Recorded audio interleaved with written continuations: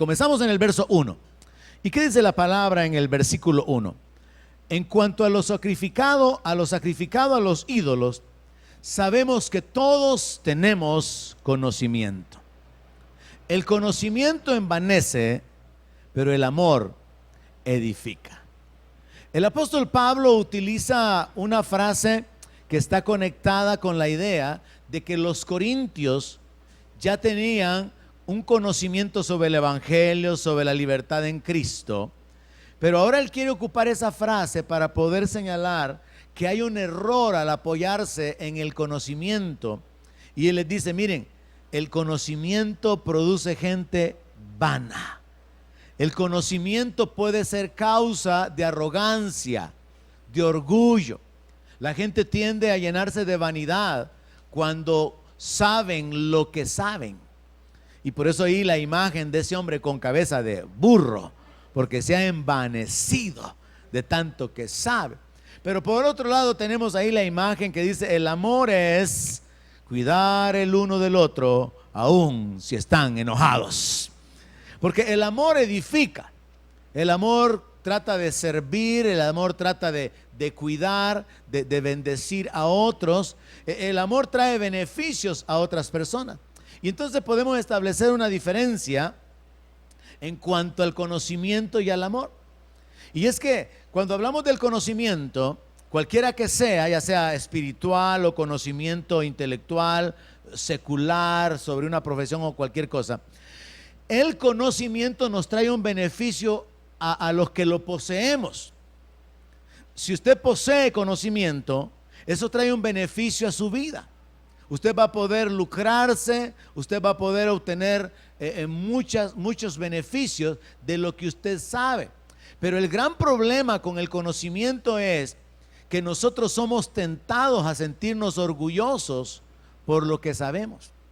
Entonces, mientras por un lado el conocimiento causa beneficios, por el otro lado es contraproducente porque puede causar que las personas se llenen de orgullo. Y la Biblia dice que Dios mira de lejos al altivo.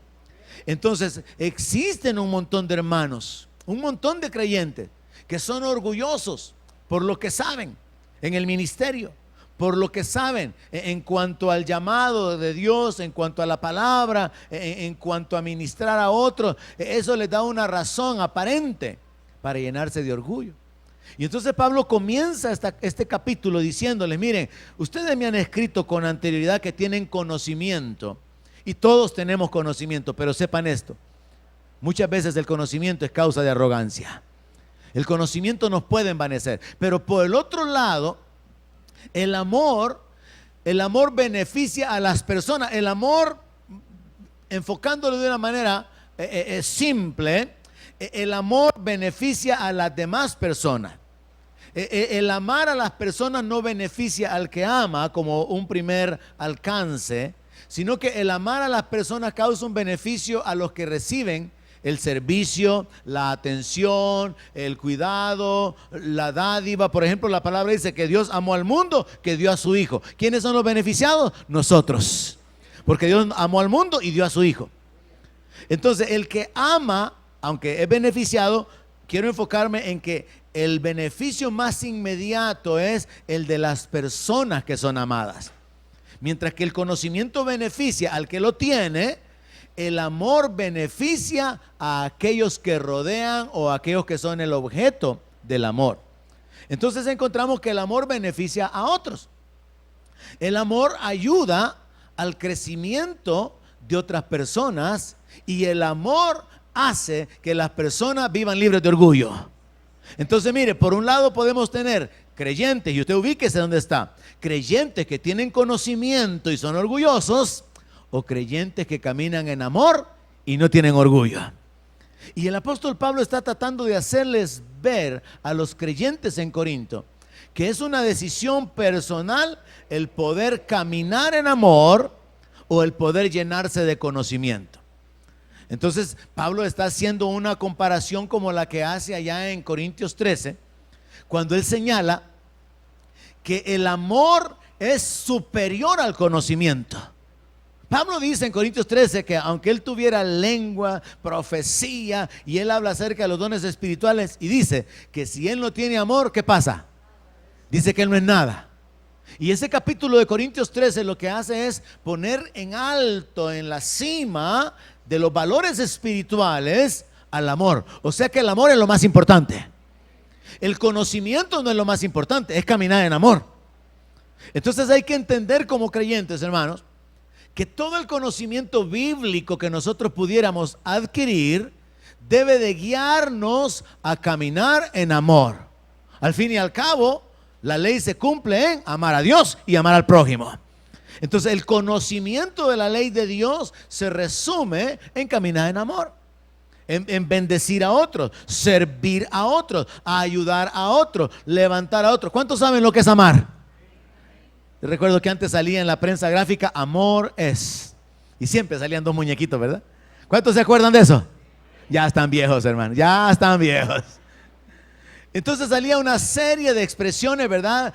Cápsulas así pequeñitas. Amor es tomarla de la mano en la calle. Amor es cubrirla con el paraguas de la lluvia. Amor es darle de comer a ella primero. Y un montón de cosas ahí por el estilo. Entonces todos tenemos que entender que el amor sirve. El amor da. El amor beneficia. El amor se sacrifica por otros. Entonces vemos en la palabra que hay una supremacía del amor sobre los dones, sobre la fe que traslada montañas, sobre la profecía, sobre las lenguas. ¿Y por qué es esto? Porque el amor es parte de la naturaleza de Dios. ¿Verdad que la Biblia dice que Dios es amor? Dios es amor. Dios no es fe, Dios es amor. El carácter de Dios es amor. Entonces en la Biblia se nos instruye como creyentes a que podamos enfocarnos en ese camino del amor. Y a nosotros nos hace falta muchísimo, muchísimo, muchísimo para caminar en amor. Le doy la oportunidad de decir amén. Y que Dios se lo tome eso como una confesión de arrepentimiento. Nos hace falta mucho en cuanto a caminar en amor.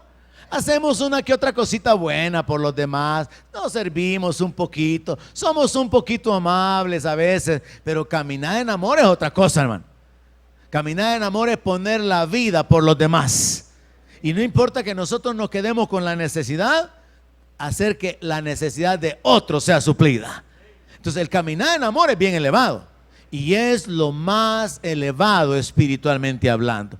Así que tenemos ahí, ¿verdad?, la imagen en la cual el corazón, ¿verdad?, símbolo del amor, le hace saber al cerebro que tienen que someterse a la palabra de Dios para poder agradarle.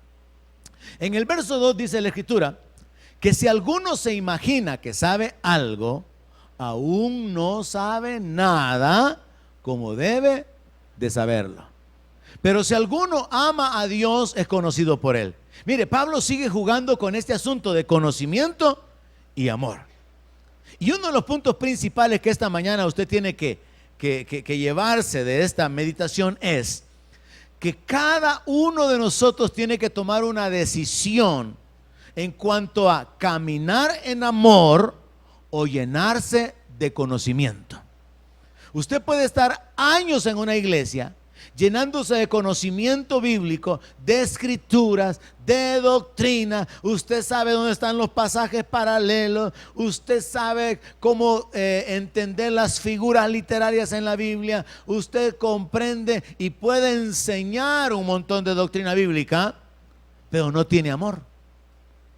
O usted tiene problemas hasta para encontrar los libros de la Biblia. Usted no puede leer muy bien que se diga. Usted tiene dificultades de diferentes tipos en cuanto a comprender una gran cantidad de principios de la palabra. Pero usted es servicial, usted es humilde, usted da su vida por otros, usted comparte con otros, usted muestra su generosidad, usted muestra la disposición de servir a los demás. Y no importa que no tenga un gran conocimiento. Entonces Pablo se enfoca en esto.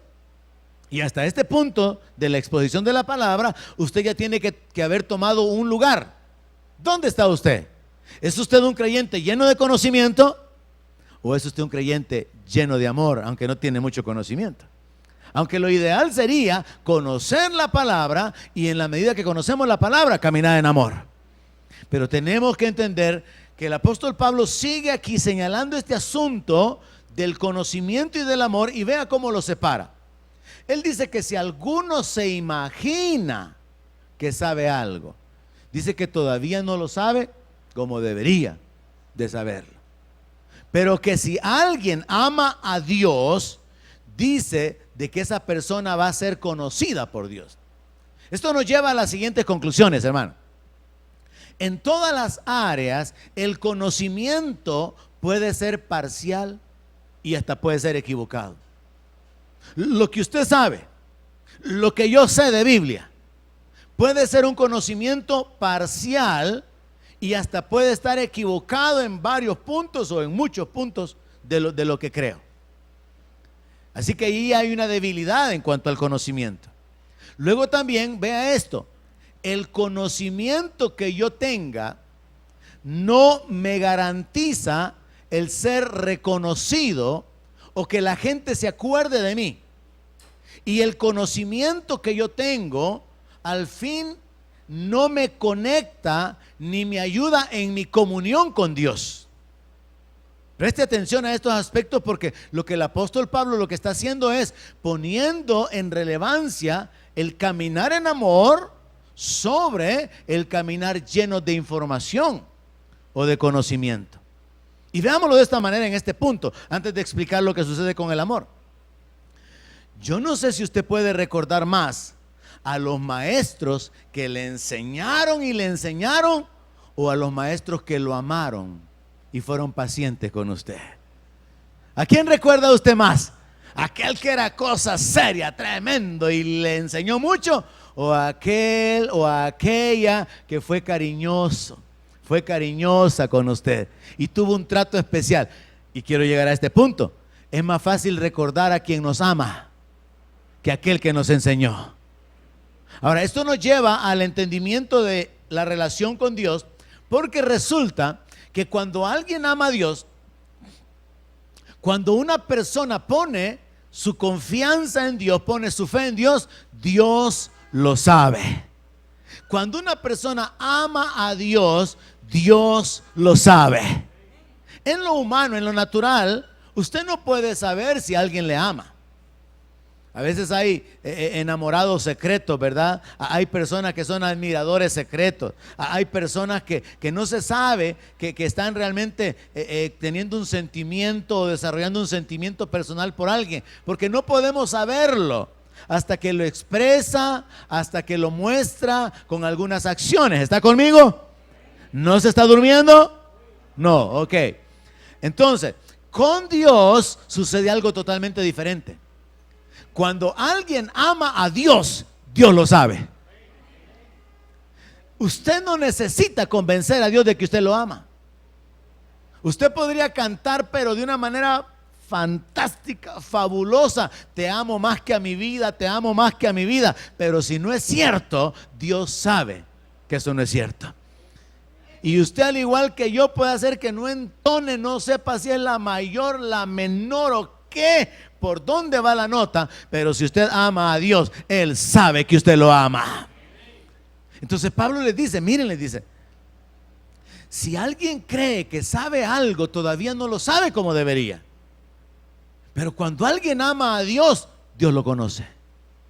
Y eso, hermano, de ser conocido por Dios es algo sumamente importante, porque nos lleva a estos puntos. El ser conocido por Dios significa que Dios se fija en nosotros, nos reconoce y nos mira como hijos. Y como nos mira como sus hijos, también Él nos ama. Jesús hizo un juego de palabras con respecto a esto y dijo que el que le amara iba a guardar sus mandamientos, y que al que guardara sus mandamientos, el Padre le amaría. Entonces Jesús habla acerca de la relación entre amar a Dios y guardar los mandamientos. Usted no puede decir que ama a Dios y hace a un lado la palabra. Usted no puede decir que ama a Dios y no lee la palabra. Usted no puede decir que ama a Dios si sus acciones no se alinean en el sometimiento del reconocimiento de su voluntad, de su autoridad sobre su vida. Pero en el momento que usted reconoce la autoridad de la palabra, en el momento que en su corazón existe temor a Dios, fe en Dios, amor a Dios, Dios lo sabe sin que una palabra salga de su boca. Y cuando Dios conoce a alguien que lo ama, Dios ama a esa persona porque lo establece en la posición de hijo. Entonces, hermanos, comparemos el asunto del conocimiento con el amor. El conocimiento no garantiza que se acuerden de mí, pero el amor sí garantiza que se van a recordar de mí. Los hijos no recuerdan lo que los padres les enseñan, pero los hijos recuerdan cuánto los padres les aman. ¿Están aquí esta mañana? ¿Están despiertos esta mañana? ¿Quieren oír la palabra esta mañana? Ayúdenme a predicar entonces. Entonces, nosotros podemos recordar más fácilmente los actos de amor que los actos de enseñanza. Y para Dios es más importante que su pueblo camine en amor a que camine lleno de conocimiento. Hay demasiados cristianos argumentando, discutiendo, contendiendo con la palabra, y hay muy pocos caminando en amor. Y el propósito del mandamiento bíblico es que caminemos en amor. Así que tenemos que enfocarnos en el amor. Ahora, Pablo ocupa eso como una introducción para hablar del problema que existía en su tiempo. Un problema que para nosotros es un poco difícil de comprender. Y él comienza a describirlo a partir del verso 4 de la carta a los Corintios, de la primera carta a los Corintios del capítulo 8. El problema que el apóstol Pablo aborda aquí es de los sacrificios que se hacían a los ídolos. En el capítulo 7, Pablo se enfocó en los problemas matrimoniales. Pablo está escribiendo a los Corintios para poder establecerlo doctrinalmente. Y le dice: sobre las cosas que me escribiste, bueno le fuera al hombre no tocar mujer. O sea que los corintios le escribieron una carta a Pablo y le dijeron los problemas que tenían. Y Pablo les contesta enfocado en cada uno de los problemas que ellos mencionaron. Así que ellos mencionaron este problema. Así que en el verso 4 el apóstol Pablo escribió lo siguiente: acerca pues de las viandas que se sacrifican a los ídolos, sabemos que un ídolo nada es en el mundo. Tenía que decir amén, hermano. Y que no hay más que un Dios. Tenía que decir un amén más fuerte, hermano. Quizás eso voy a hacer en las presentaciones. Voy a poner así como hacen en algunos lados: aplauso, silencio, aplauso, silencio. Entonces vamos, sabemos que no hay más que un Dios.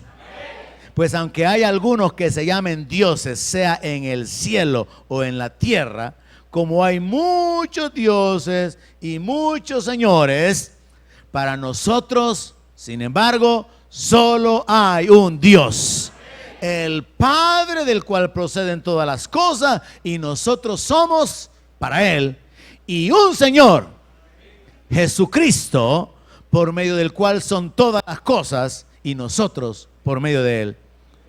Pero no en todos hay este conocimiento, porque algunos, habituados hasta aquí a los ídolos, comen como sacrificado a ídolos, y su conciencia, siendo débil, se contamina. El apóstol Pablo habla sobre un problema que para nosotros en nuestra nación es bastante difícil de entender, y bastante difícil de que podamos tener ese problema. Pablo señala que habían ciertas comidas, eso es lo que significa viandas.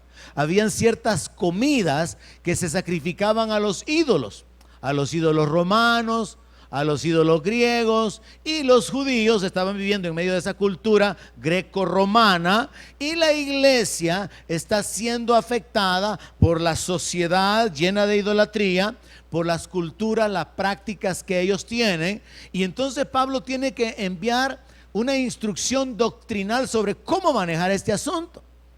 Y Pablo comienza estableciendo esta verdad: un ídolo no es nada. O quizás es mejor dicho, un ídolo es nada. Porque eso es un ídolo, nada. No vale nada. No puede oír, no puede andar, no puede hablar, no puede responder, no puede hacer nada. Así que un ídolo es nada.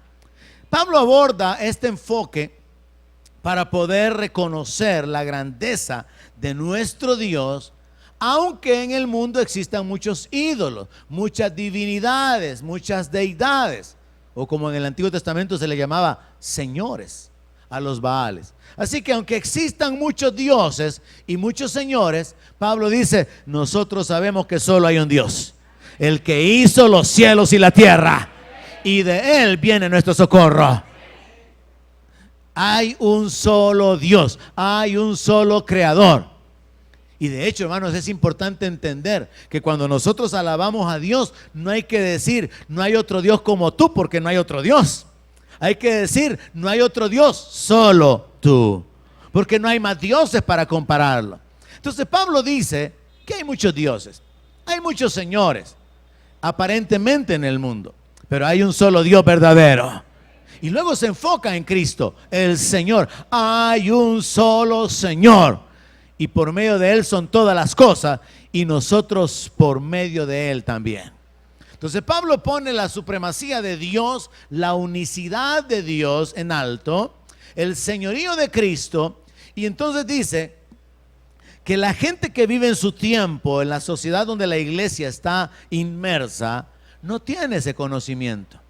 Algunos habían llegado a la iglesia siendo probablemente personas muy activas en los templos paganos.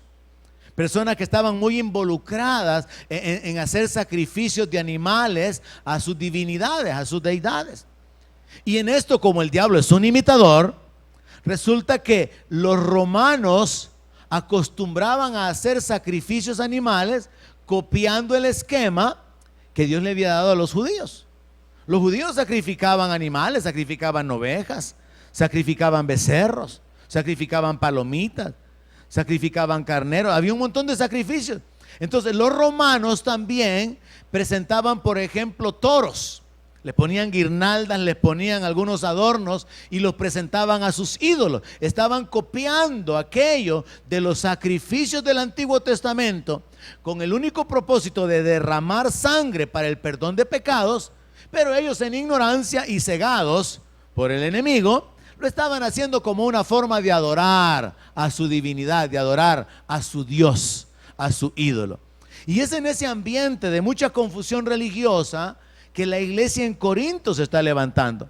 Entonces Pablo le dice en el verso 7, miren, nosotros sabemos que no todos tienen el conocimiento de que solo hay un Dios, el Altísimo, el Eterno, Jehová de los ejércitos. Ese conocimiento no existe en todos. Algunos han venido a formar parte de la iglesia con la convicción, con la idea de que hay otros dioses a quienes ellos sirvieron antes, a los cuales ellos adoraron antes, y ahora que son cristianos, viviendo en una sociedad donde es común que se hagan fiestas, banquetes en honor a ciertas divinidades, sientan en su conciencia que están pecando contra Dios. Parte del problema por el cual nosotros no podemos entender este ambiente del cual el apóstol Pablo habla es que los romanos tenían la costumbre de que, por ejemplo, sacrificaban un animal para una divinidad, establecían un banquete, una comida, invitaban a las personas a comer, pero también parte de la carne del animal sacrificado la llevaban al mercado. Así que cuando la gente iba al mercado, no sabía si esa carne procedía de un buey que había sido dedicado, que había sido consagrado a una divinidad. Entonces los cristianos en Corinto le mandan a preguntar a Pablo, mira, ¿y qué hacemos? Todavía podemos seguir comiendo cuando los inconversos nos inviten. ¿Y qué hacemos, Pablo? Porque aquí en el mercado venden carne y nosotros no sabemos si ha sido sacrificado a los ídolos o no. Pablo habla sobre eso muy claramente en algunos versos más adelante, así que tenemos que ir ahí poco a poco. Entonces, ese es el ambiente en el cual la iglesia estaba. Y nosotros tenemos que entender entonces que el apóstol Pablo, para poder solucionar ese problema, comienza estableciendo estas bases. Número 1, un ídolo no es nada. Número 2, solo hay un Dios y solo hay un Señor, Jesucristo. Número 3, en realidad lo que se sacrifique a los ídolos, lo que se dedique a los ídolos, no va a afectar la comunión con Dios, porque si un ídolo no es nada, entonces no me puede afectar en mi comunión con Dios el poder comer algo que fue sacrificado a una nada.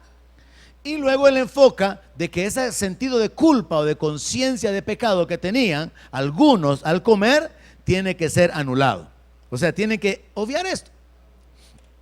En el verso 8 los escritos continúan de esta manera: si bien la comida no nos hace más aceptos ante Dios, pues ni porque comamos seremos más, ni porque no comamos seremos menos. Pero mirad que esta libertad vuestra no venga a ser tropezadero para los débiles.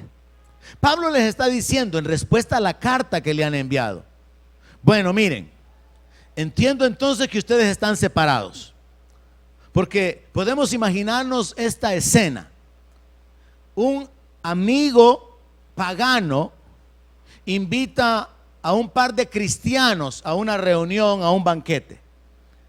Pero ese amigo pagano, en esa cena, en ese almuerzo que tienen, les confiesa que la carne que les van a servir había sido ofrendada, había sido presentada como un sacrificio para uno de sus dioses. Entonces viene uno de los dos cristianos que son amigos de ese pagano y dice: no, entonces yo no puedo comer porque yo no. Y viene el otro amigo cristiano, que se supone que es un poco más espiritual, viene y dice: yo sí puedo comer, no hay ningún problema, tráigame todo lo que me ponga enfrente, yo voy a hacerme cargo de eso. Y entonces Pablo está tratando de solucionar ese conflicto, que al final viene a compararse como cuando algunos hermanos de una manera religiosa dicen: mire, esos tamales son de novenario, ¿verdad? Uy, ya pues no se los coma, eso es pecado. Así que vamos a ir aterrizando por ahí, vamos a ir llegando por ahí. Pero el asunto entonces es que Pablo tiene un gran problema, porque dentro de la cultura de los corintios hay una sociedad para la cual es normal hacer banquetes. Mandaban cartas y decía así: ve, fulano de tal invita a fulano de tal a un banquete en honor a la divinidad tal, en la casa de la familia tal, a tal hora. Así que invitaban a la gente para poder comer banquetes, y la gente comía.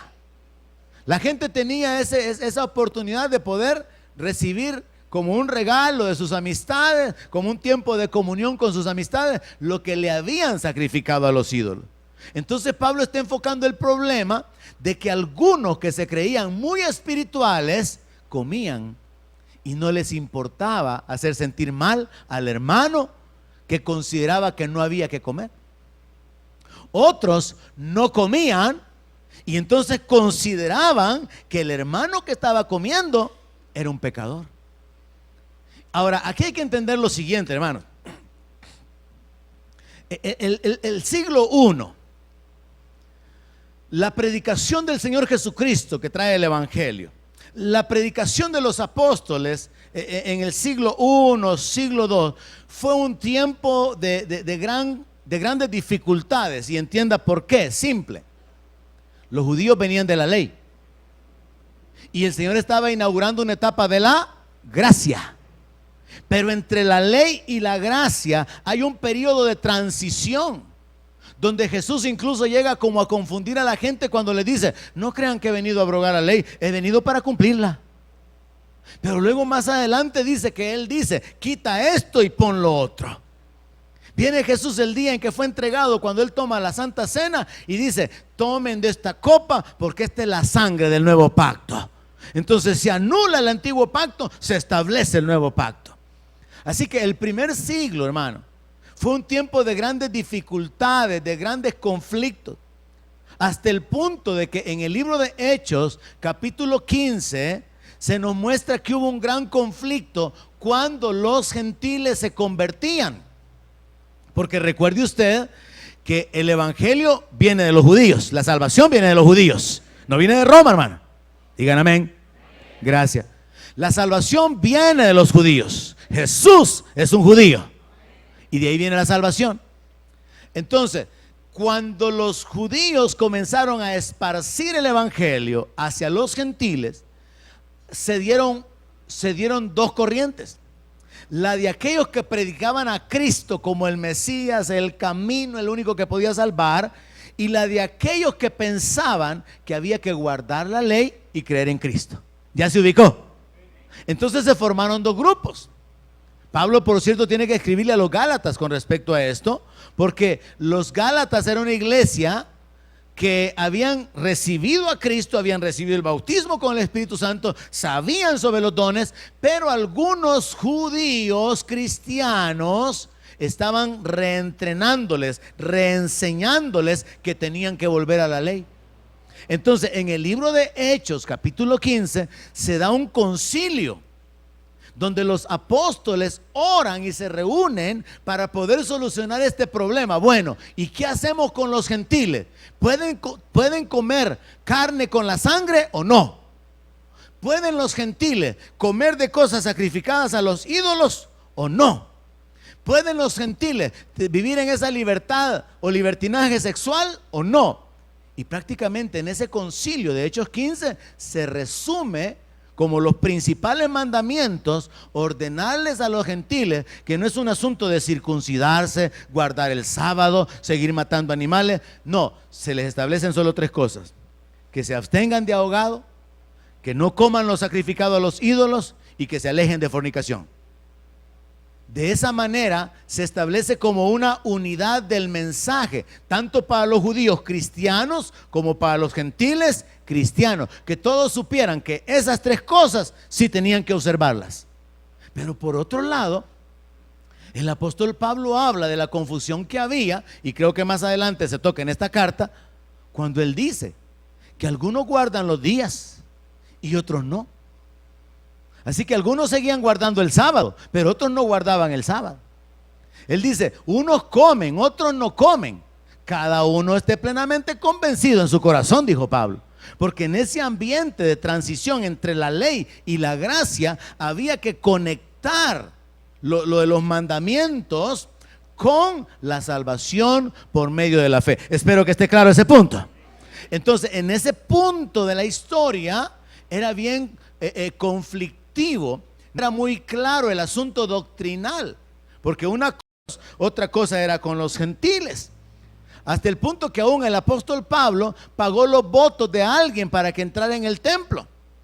Entonces Pablo continuó todavía observando los mandamientos, las leyes que le habían sido dadas a Moisés, pero más adelante él va tratando de llevar a los creyentes hacia la libertad en Cristo, porque por las obras de la ley ningún ser humano puede ser justificado.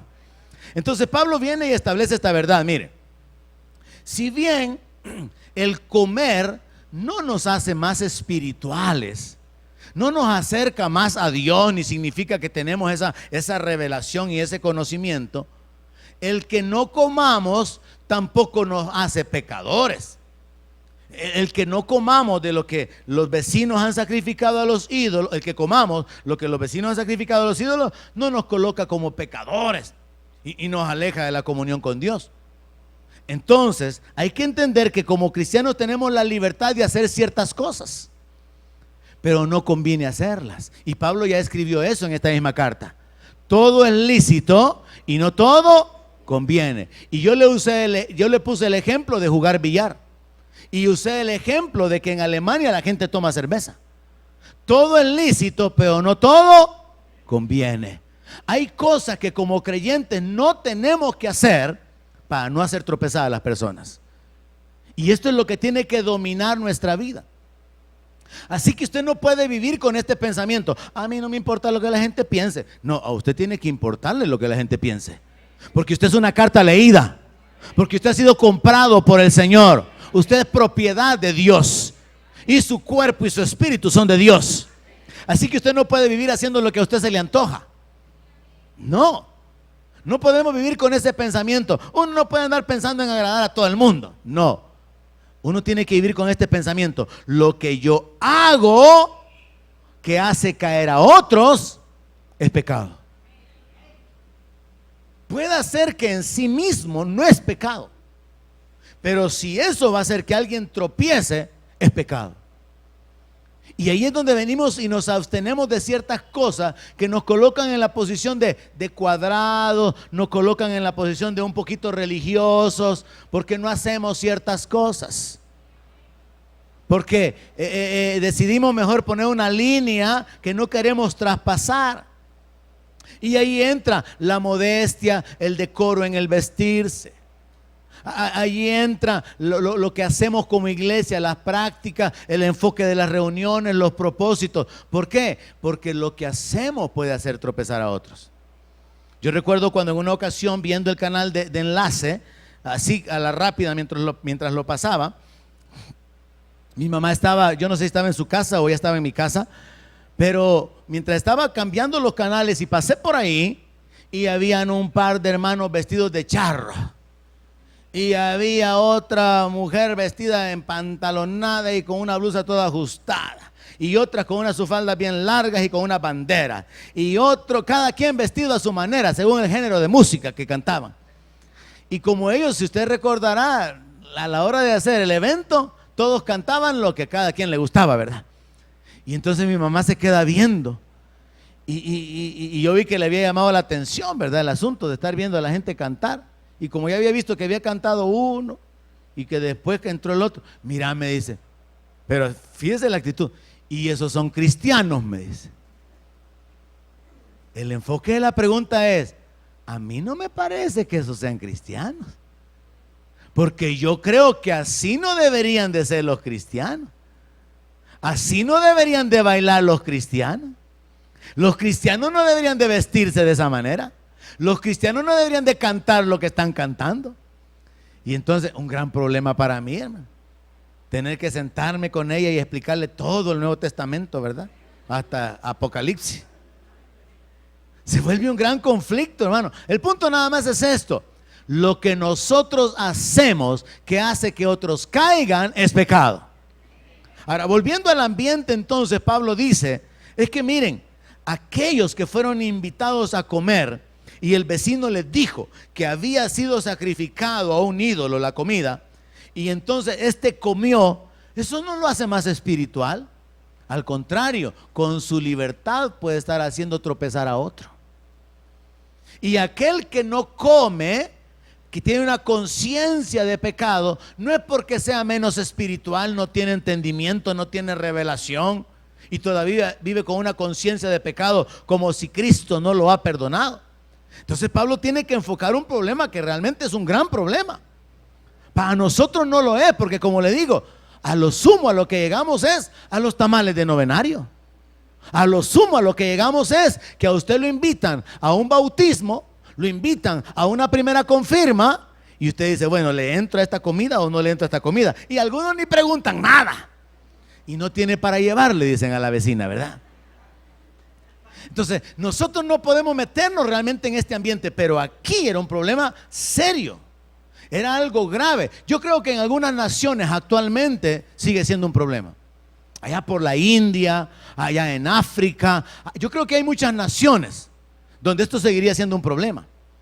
Imagínese usted la gente que está adorando, por ejemplo en la India, que hay un montón de deidades, y la gente está ofreciendo comida a sus dioses, y los vecinos no tienen comida, y esta persona sí tiene y los invita a comer.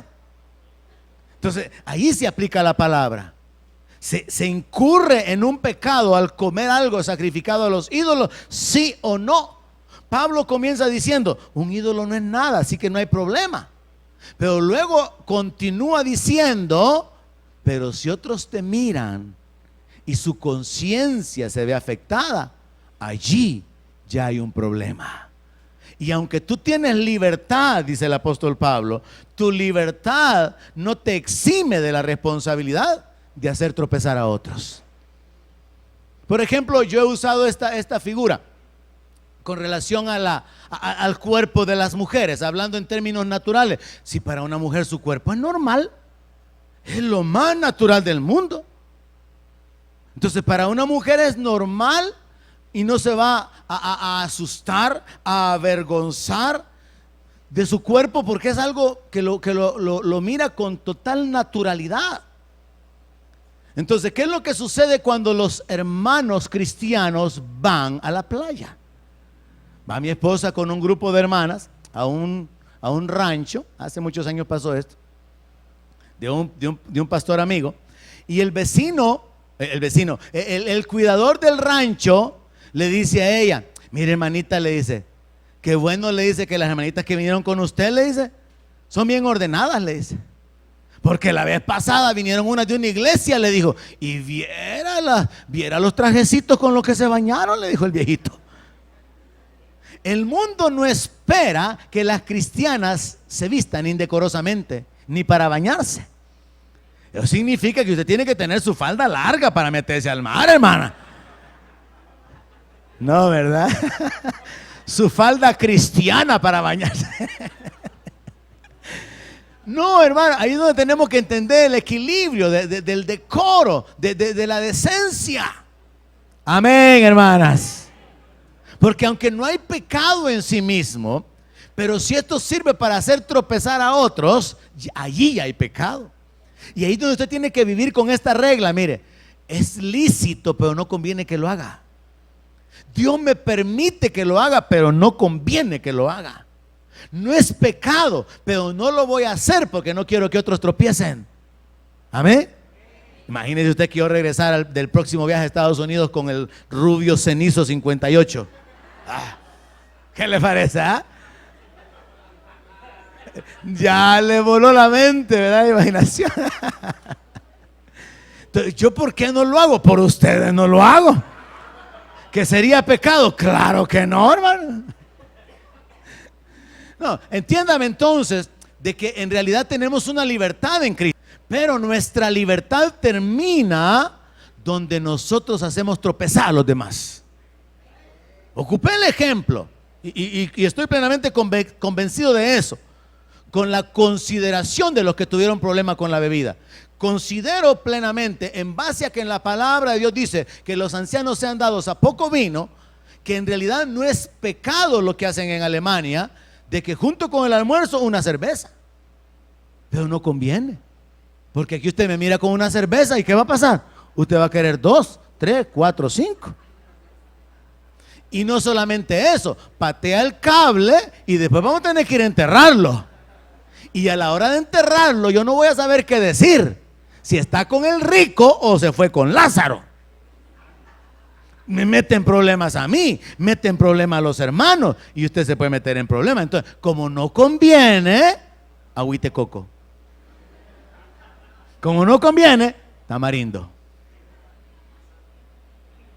Mire, es importante que usted oiga bien, porque no vaya a salir ahí torcido. Que el pastor últimamente nos ha dado libertad, ¿verdad? Ay, hermano, le estoy predicando de la libertad que termina cuando usted hace tropezar a otros. Amén. Entonces vemos ahí que el conflicto que había en ese tiempo era serio, hermano. Un conflicto por las costumbres que ellos tenían.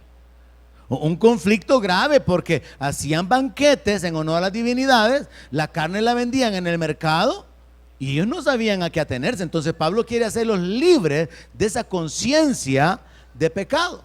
Ahora, pueden haber algunas aplicaciones que cada quien en su ambiente, este mensaje tiene que ser aplicado en cada ambiente. Por ejemplo, no sé en qué país de Sudamérica acostumbran comerse la rosquilla de los Reyes Magos. Y es un pan redondo, como un aro o un óvalo, y es un postre. Pero vienen algunos que dicen, bueno, eso de andar celebrando el Día de los Reyes Magos es pagano. Segundo, la rosquilla de los Reyes Magos más bien se parece a una figura de una divinidad, ya la conectan con un ídolo y dicen, así que cuando la gente está partiendo el pedacito de pan, lo que está haciendo es conectándose con la idolatría que se le brindaba a tal o cual divinidad o a tal ídolo. Entonces la verdad es que cada cosa nosotros tenemos que evaluarla delante de Dios, considerando si es bueno, si edifica, si eso es agradable a Dios, o si no edifica pero tampoco destruye, es permitido, pero puede hacer que alguien lo tome de una manera negativa y eso le permite incurrir en otras áreas o caer en un pecado. Por ejemplo, hay iglesias, hermanos, donde el árbol de Navidad está ahí arriba en la tarima. ¿Y qué tiene que ver ese bendito árbol, hermano? Tiene nada que ver. Es una costumbre pagana. Pero como los evangélicos, es que por los niños, tío, por los niños. No, ahí hay que tener un celo, porque usted quiere hablarle de Cristo a las personas, quiere hablarle del nuevo nacimiento, de una relación con Dios de una manera diferente, y llegan a su casa y miran el árbol. Entonces, ¿qué piensan? Entonces son igual que nosotros. Pues puedo seguir poniendo el nacimiento, y junto con el nacimiento el niño Dios. Y entonces vea, la gente va a ir más allá de lo que usted hace. Entonces lo que usted hace puede ser algo pecaminoso delante de Dios, o puede ser que no sea pecaminoso, pero puede causar que alguien caiga en pecado. Y ahí es donde hay que vivir con esta actitud de estar alertas para poder considerar que lo que hacemos sea agradable delante de Dios. Vea lo que dice el verso 10. Porque si alguno te ve a ti, que tienes conocimiento, sentado a la mesa en un lugar de ídolos, la conciencia de aquel que es débil no será estimulada a comer de lo sacrificado de los ídolos. Y por el conocimiento tuyo se perderá el hermano débil por quien Cristo murió. Ahora, es importante notar esto. No está diciendo que los cristianos estaban asistiendo a un templo para adorar a los ídolos. Miren lo que está diciendo: si te miran sentado a la mesa en un lugar de ídolos. O sea que estaba participando de un banquete, de una fiesta, no de un culto. Al creyente no lo podían acusar, estaba en un culto, adorando a tal ídolo. No, pero lo pueden ver comiendo. Y entonces Pablo les dice que estas son las consecuencias. Este es el problema, que si alguien se sienta a la mesa con la libertad que tiene en Cristo, sabiendo que un ídolo no es nada, sabiendo que solo hay un Dios eterno, altísimo y todopoderoso, y un solo Señor, y usando su libertad se sienta a comer sabiendo que de Jehová es la tierra y su plenitud, y que a Pedro el Señor le dijo: Pedro, levántate, degüella y come. Alguien podría comer con total libertad, pero los que lo vieran no iban a tener un concepto correcto de lo que significaba ser un cristiano, apartado de las prácticas mundanas de su tiempo. Entonces dice: la conciencia de aquel que es débil no será estimulada a comer de lo sacrificado de los ídolos. ¿No le estarías mandando un mensaje a aquel cristiano tierno de que eso no es pecado y que por lo tanto está bien, y él vaya mucho más allá hasta el punto de que participe de lo sacrificado de los ídolos y se enrede de manera que ya no hay una separación entre la fidelidad a Dios y el apartarse de las culturas o de las costumbres paganas y el participar de las cosas del mundo? Entonces Pablo dice: este es el problema, y es tan grave que por el conocimiento que tú tienes y la libertad que tú sabes que tienes en Cristo, tú puedes hacer que el hermano débil por quien Cristo murió se pierda. Vámonos otra vez al ejemplo de beber, hermano. Supóngase usted que yo voy en algún lugar y encuentro algún amigo, alguna persona conocida o alguien que me invita a que me siente con él, y él está con otras personas y en su mesa tienen un montón de cervezas. Entonces yo tengo una opción: o le digo cruz, ahí yo no me puedo sentar, o me siento y pido una Coca-Cola, pido una bebida no alcohólica, le oigo porque él me llamó para hablarme de un problema, de una situación, le oigo, le aconsejo y me voy. Entonces, vea lo conflictivo del asunto. Por un lado, ignorar a alguien inventando, Supóngase que el caso fuera que ese hombre que me llamó, que me detuvo, que está bebiendo, es alguien que de lo que me quiere hablar es de que al nomás salir de ahí se quiere ir a suicidar. Y yo le digo, ahí llegaste a la iglesia el domingo y mañana sale el anuncio. Juan Pérez se metió un balazo y se mató. ¿Me está siguiendo la idea? Entonces yo tengo dos opciones. O me siento con Juan y me pongo a platicar con él, donde está bebiendo con sus amigos, o lo ignoro y le digo, Cristo te ama, Juan, nos vemos el domingo, ¿viste? Ponete las pilas y me voy. No dedico tiempo para hablarle, aconsejarle, animarlo, exhortarlo y apartarlo de la decisión que va a tomar. O tomo la decisión de quedarme a hablar con él, concientizarlo, detenerlo, orar por él y ministrarlo y evitar que él se pierda. O quedo con él que cada viernes a la misma hora en el mismo lugar porque le voy a dar asesoría. Le voy a dar seguimiento. Ahí usted puede entender, hermano, cómo uno tiene que tener el criterio de saber qué es lo que puedo hacer y qué es lo que no puedo hacer. ¿Amén? Ahora entonces, de usted va a depender, ya estoy matando el chucho a tiempo, ¿verdad? ¿Qué va a pensar de mí cuando yo esté sentado a la par de Juan? Si vecino del pastor, después de aquella serie que predicó en Corintios, hoy se sienta con los pecadores. Y no eso hacía Jesús, pues. Y no eso hacía el Señor, pues, que se sentaba a comer con los pecadores, pues. Ahora, de una manera religiosa alguien puede evitar todo contacto con los pecadores, pero ¿qué nos enseñó Pablo ya en la carta, en el capítulo anterior? Que él dice que no hay que juntarse con los fornicarios, pero no significa que con todo, sino con el que llamándose hermano es un pecador que anda ahí de flor en flor. Con aquel que llamándose hermano, y lo tengo en la lista de miembros del CCF, lo han visto borrachito y cantando las de Pedro Infante. Pablo es bien claro y dice, no, es que no se trata de apartarse del mundo, se trata de apartarse de aquellos que dicen que son, pero no lo son. Amén. Entonces la palabra es bien clara. Pero luego habrán ciertas circunstancias, hermano, donde usted va a poder, va por así decirlo, a exponerse, y ahí entra la consideración, ¿voy a ser de bendición y de edificación o voy a ser de tropiezo? Porque si voy a ser de tropiezo, entonces mientras más luego me voy, mejor. Por lo tanto, ¿qué podría hacer yo en ese caso? Detenerme lo menos posible para no ignorar la necesidad de la persona. Y para no parecer tan espiritual y tan religioso que me voy a contaminar, que me quedo ahí, ¿verdad?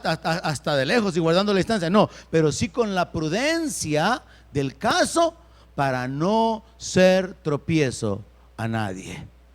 Porque la regla que tiene que dominar es que si lo que hago hace caer a otros, estoy cometiendo un pecado.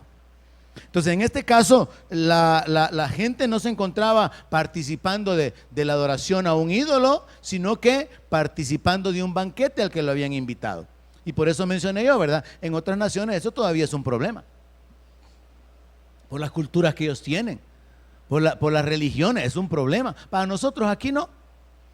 A usted, ¿verdad? Lo invitan allí de alguna manera para poder comerse un almuerzo o celebrar algún evento familiar, y usted puede adoptar una posición de que en su conciencia como cristiano y como perdonado en el Señor, no se la va a llevar de religioso y con una actitud así bien espiritual de que usted no puede participar de esto o de lo otro, como he mencionado, como en el caso de algunos cristianos que se alejan de su familia. Por ejemplo, si es la época de la Navidad, ¿verdad? Y nosotros estamos como sobre este fundamento de que ni la fecha es correcta, ni la Biblia nos habla de celebrar el nacimiento del Señor, mucho menos el cumpleaños de Jesús. Y entonces, comemos porque hay que comer y porque hay pisto para comer.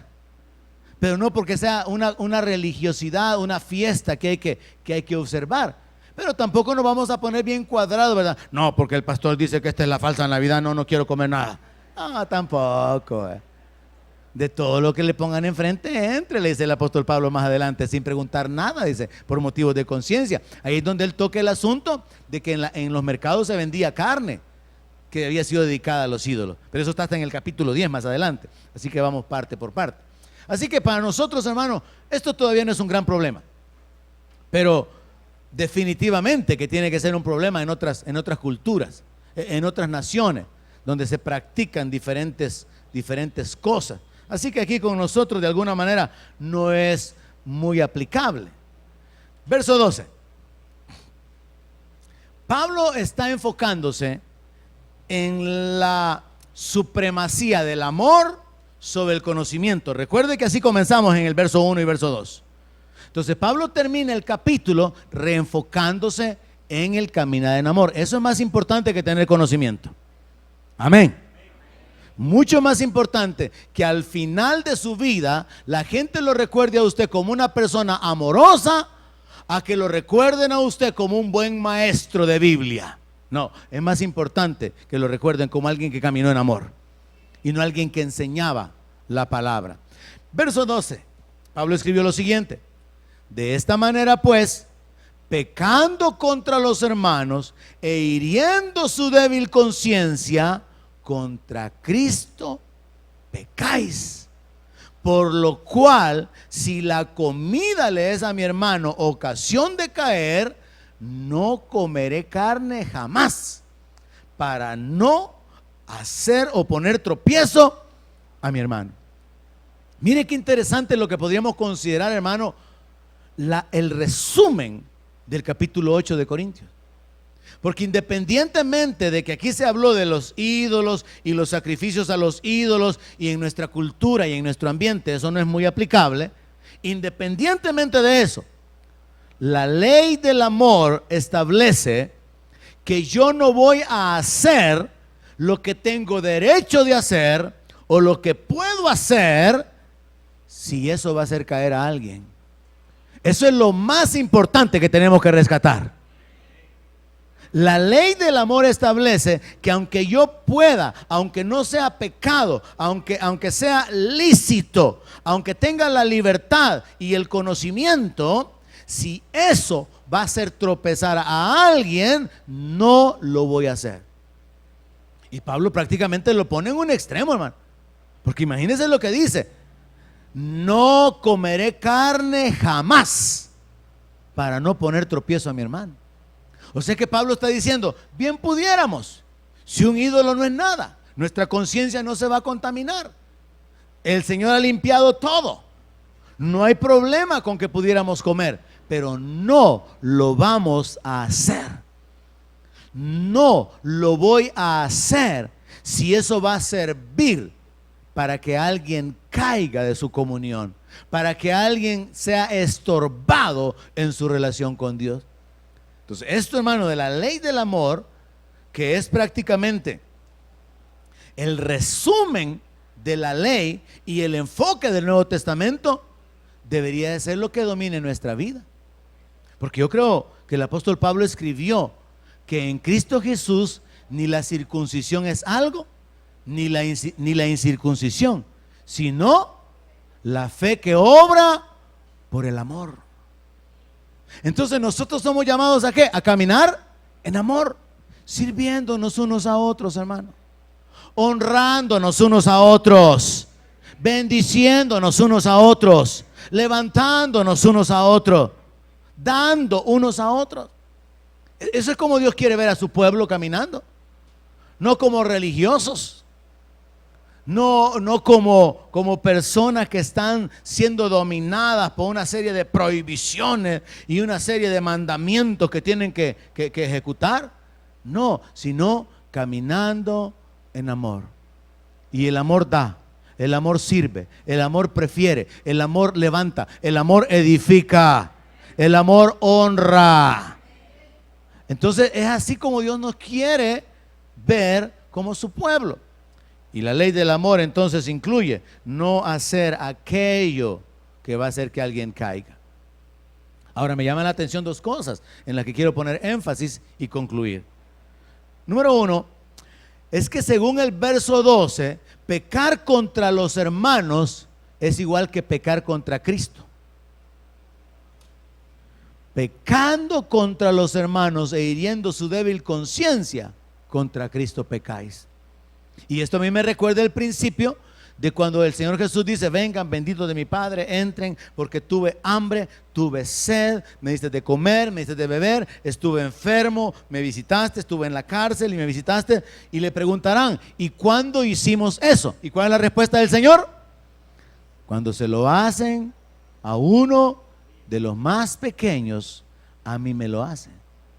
Entonces mire el principio espiritual, hermano. Cuando usted hace algo a alguien que está conectado con el Señor, a un siervo de Dios, a un hijo de Dios, el Señor lo toma como que a él se lo hace. Es más, Dios en su legislación establece que a Jehová presta el que le da al pobre, y el bien que hiciere, ese mismo va a volver a recibir, dice. Entonces mire cómo Dios considera las cosas. Usted hace algo bueno por mí como su pastor, hace algo bueno por su hermano como consiervo, hace algo bueno por un creyente de otra iglesia, hace algo bueno por un recién convertido. Jesús dice: a mí me lo hiciste, y yo te recompenso. Pero lo otro también es verdad. Cuando usted peca contra mí, cuando usted peca contra su hermano, cuando usted estorba a otro creyente de otra iglesia, cuando usted sirve de tropiezo para un creyente tierno, ¿qué dice el Señor? Contra mí estás pecando. Y cuando yo encontré esto, hermano, pensé: bonito es enfocarlo, ¿verdad? Que todo lo que el hombre sembrare, eso va a cosechar con respecto a las cosas buenas. Pero aquí se nos habla de una sentencia de atraer consecuencias. Y entonces pensemos en esto, mire, maridos, lo que hagamos mal contra nuestra esposa, con el Señor nos vamos a entender. Mujeres, lo que hagan contra su esposo, con el Señor van a arreglar cuentas. Los padres con los hijos, los hijos con los padres, los hermanos contra los hermanos. Porque lo que nos hacemos entre nosotros, como Él ha dicho: mía es la venganza, yo pagaré, Dios siempre interviene. Entonces, qué bueno, hermanos, tratar de atraer a Dios interviniendo a favor nuestro. Y escuchar que el Señor nos diga lo que le dijo a Abraham: Abraham, yo soy tu galardón y yo soy tu escudo. Pero que el Señor le diga a usted, hermano: yo soy tu juez. Yo he venido para pesarte, para medirte, para contarte, y verlo con el enfoque negativo de las consecuencias. Entonces vea, énfasis en el verso 12. Si pecamos contra los hermanos, pecamos contra Cristo. Así que hay que ampliar nuestra visión espiritual sobre esto, hermano. No menosprecie o no considere dentro de un enfoque carnal que si usted hace algo en contra de alguien, ahí se va a quedar. Se lo merecía, usted le devolvió el trato que tenía que recibir. No, si usted peca contra un hermano, Jesús dice: estás pecando contra mí. A Saulo, el Señor le dijo: Saulo, Saulo, ¿por qué me persigues? Y Saulo no estaba persiguiendo a Cristo. ¿A quién estaba persiguiendo? A la iglesia. Entonces vea eso, hermano. Lo que nos hacemos como hermanos, en lo que nos defraudamos, las injusticias, las mentiras, el daño, el Señor dice: a mí me lo estás haciendo. No es con tu mujer, no es con tu esposo, no es con tu hermano, es conmigo, dice el Señor.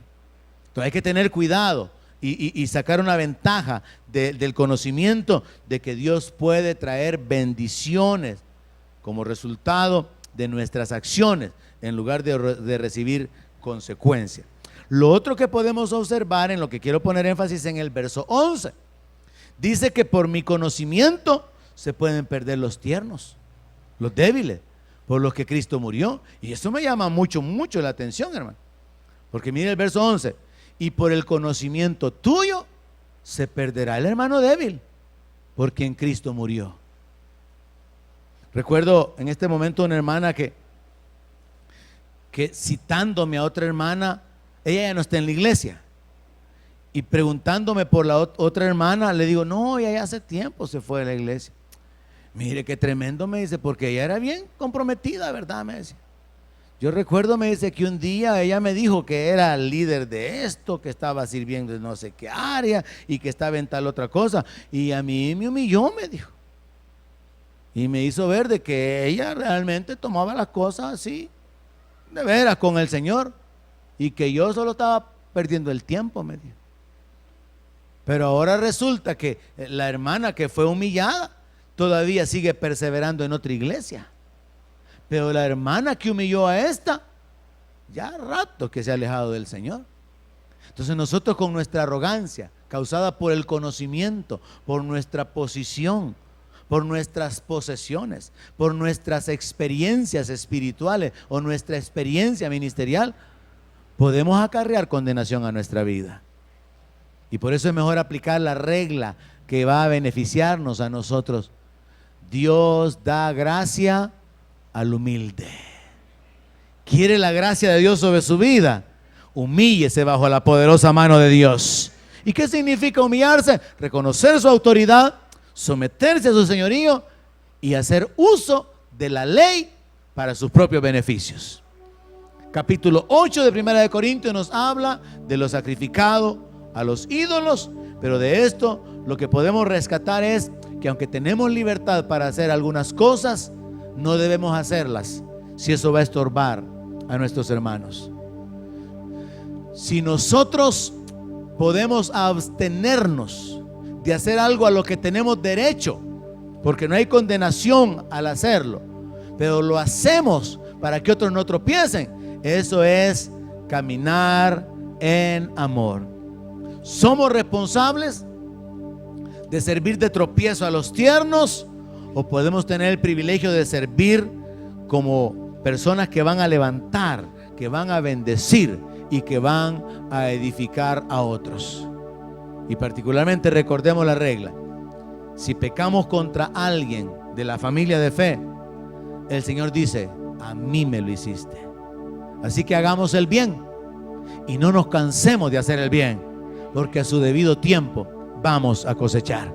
Póngase de pie, oramos.